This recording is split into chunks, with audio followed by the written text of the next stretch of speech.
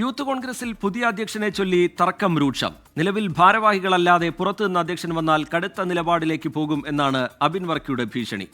അബിൻ വർക്കിയെ സംസ്ഥാന അധ്യക്ഷനാക്കണമെന്നാവശ്യപ്പെട്ട് 4 ജില്ലാ പ്രസിഡന്റുമാരുൾപ്പെടെ 40 സംസ്ഥാന ഭാരവാഹികൾ AICCക്ക് കത്തയച്ചു.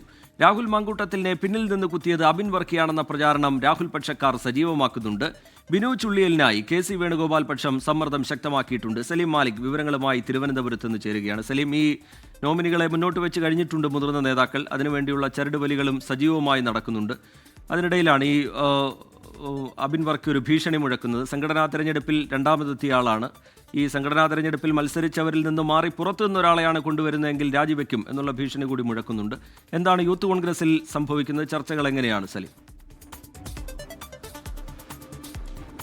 റീജിത്ത്, രാഹുൽ മാങ്കൂട്ടത്തിൽ യൂത്ത് കോൺഗ്രസിന്റെ അധ്യക്ഷ സ്ഥാനം രാജിവെച്ചതിന് പിന്നാലെ 2 ദിവസത്തിനുള്ളിൽ തന്നെ പുതിയ അധ്യക്ഷനെ തെരഞ്ഞെടുക്കാനായിരുന്നു ആദ്യം ഹൈക്കമാൻഡ് തീരുമാനിച്ചിരുന്നത്. പക്ഷേ അത് സാധ്യമാവില്ല എന്നൊരു നിലയിലാണ് ഇപ്പോൾ കാര്യങ്ങൾ പോകുന്നത്. കാരണം വലിയ തർക്കമാണ് യൂത്ത് കോൺഗ്രസിനുള്ളിൽ തന്നെ അധ്യക്ഷ സ്ഥാനത്തെ ചൊല്ലി രൂപപ്പെട്ടിരിക്കുന്നത്. സ്വാഭാവികമായ ഒരു തർക്കം മാത്രമായിരുന്നു ഹൈക്കമാൻഡ് പ്രതീക്ഷിച്ചിരുന്നതെങ്കിൽ ആ തർക്കത്തിന്റെ ഭാഗമായി മുതിർന്ന നേതാക്കൾ കൂടി രംഗത്തെത്തിയതോടുകൂടി വലിയ ആശയക്കുഴപ്പം ഇതുമായി ബന്ധപ്പെട്ടുണ്ട്. അതുകൊണ്ട് തന്നെ ഈ അധ്യക്ഷ പ്രഖ്യാപനം ഉൾപ്പെടെ നീളും എന്നാണ് മനസ്സിലാക്കുന്നത്. 2 ദിവസത്തിനുള്ളിൽ എന്ന് പറഞ്ഞത് ഒരാഴ്ചയിലധികം എടുക്കാനുള്ള സാധ്യത കൂടിയുണ്ട്. നിലവിൽ അബിൻ വർക്കിയുടെ ഭാഗത്ത് നിന്നാണ് വലിയ തരത്തിലുള്ള ഒരു സമ്മർദ്ദ തന്ത്രം നിലവിൽ വന്നിരിക്കുന്നത്. കാരണം അബിൻ വർക്കി സ്വാഭാവിക നീതിയാണ് അധ്യക്ഷ സ്ഥാനത്തേക്ക് വരേണ്ടത്.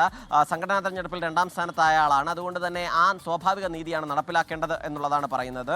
അതിനപ്പുറത്തേക്ക് സംഘടനാ തെരഞ്ഞെടുപ്പിൽ മത്സരിക്കാത്ത, സംഘടനയിൽ ഭാരവാഹിയല്ലാത്ത ഒരാളെ പുറത്തുനിന്ന് കൊണ്ടുവന്ന് അധ്യക്ഷനാക്കുകയാണെങ്കിൽ അതിനെതിരെ ശക്തമായ നടപടികളുമായി മുന്നോട്ട് പോകും. ഒരുപക്ഷേ കൂടുതൽ ഭാരവാഹികളടക്കം രാജിവെക്കാനുള്ള ഭീഷണി പോലും മുഴക്കാനുള്ളൊരു സാധ്യതയാണ് നിലവിൽ ഉള്ളത്. അതുമായി ബന്ധപ്പെട്ട നേതൃത്വത്തെ ഇതിനോടകം തന്നെ അറിയിച്ചിട്ടുണ്ട്.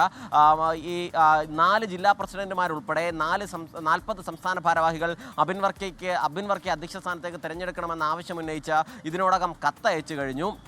അതിനിടയിൽ അബിൻ വർക്കിക്കെതിരായി ഒരു നീക്കം കൂടി നടക്കുന്നുണ്ട്. അത് രാഹുൽ മാങ്കൂട്ടത്തിനെതിരായ ആരോപണങ്ങൾക്ക് പിന്നിലും പാർട്ടിയിലെ രഹസ്യങ്ങൾ പുറത്തേക്ക് പോകുന്നതിന് പിന്നിലും അബിൻ വർക്കിയാണ് എന്നുള്ളതാണ് ആ വിഭാഗം ആരോപിക്കുന്നത്. പക്ഷേ അങ്ങനെയൊന്നുമില്ല എന്ന് ഐ ഗ്രൂപ്പ് പൂർണ്ണമായും നിഷേധിക്കുകയും ചെയ്യുന്നു. ഏതെങ്കിലും തരത്തിൽ അബിൻ വർക്കി പ്രസിഡന്റ് സ്ഥാനത്തേക്ക് വരാതിരിക്കാനുള്ള ഒരു ശ്രമമാണ് ഇപ്പോഴുള്ള ആരോപണങ്ങൾക്ക് പിന്നിൽ എന്നുള്ളതാണ് ഐ ഗ്രൂപ്പിന്റെ വാദം. അതിനിടയിലാണ് KC വേണുഗോപാൽ ബിനു ചുള്ളിയിലിനായി സമ്മർദ്ദം ശക്തമാക്കുന്നത്. ഒരുപക്ഷെ ഇവിടെ തർക്കം നീണ്ടുപോവുകയാണെങ്കിൽ താൽക്കാലിക അധ്യക്ഷൻ എന്ന നിലയിൽ ബിനു ചുള്ളിയിലിനെ പരിഗണിക്കാമെന്ന് ഒരാലോചന ഇതിനോടകം തന്നെ നടക്കുകയും ചെയ്യുന്നുണ്ട്. പക്ഷേ അതിനും സംസ്ഥാന നേതൃത്വം വഴങ്ങുന്നില്ല എന്നുള്ളതാണ്. അങ്ങനെ ഒരു തർക്കം അതുമായി ബന്ധപ്പെട്ട് രൂപപ്പെട്ടിട്ടുണ്ട്. ബിനു ചുള്ളിയിലിനെതിരെ പ്രധാനമായും ഉയരുന്നത് സംഘടനാ തെരഞ്ഞെടുപ്പിൽ മത്സരിക്കുകയോ ഭാരവാഹിയാവുകയോ ചെയ്ത ആളല്ല നിലവിൽ. അതുകൊണ്ട് തന്നെ സംഘടനാ തെരഞ്ഞെടുപ്പിലൂടെ മത്സരിച്ച് വിവിധ വോട്ടുകൾ നേടി വന്നവർക്ക് മുൻപിൽ ഒരു വോട്ട് പോലും നേടാതെ സംഘടനാ തെരഞ്ഞെടുപ്പിൽ മത്സരിക്കാത്ത ഒരാൾ വരുന്നത് ശരിയാവില്ല എന്നുള്ളതാണ് ബിനു ചുള്ളിയിലിനെ എതിർക്കുന്നവരുടെ വാദം. അതിനിടയിൽ KM അഭിജിത്തിനായി ഒരു വലിയ വിഭാഗം തന്നെ രംഗത്തുണ്ട്. മുൻപ് ഉമ്മൻചാണ്ടിക്കൊപ്പം ഉണ്ടായിരുന്ന A ഗ്രൂപ്പ് വിഭാഗമാണ് KM അഭിജിത്തിനെ സംസ്ഥാന പ്രസിഡന്റാക്കണമെന്ന വാദവുമായി മുന്നോട്ട് വന്നിരിക്കുന്നത്. റിജിത്ത്, ശരി. സലീം മാലിക് തിരുവനന്തപുരത്ത് നിന്ന് വിവരങ്ങൾ പങ്കുവയ്ക്കുകയായിരുന്നു.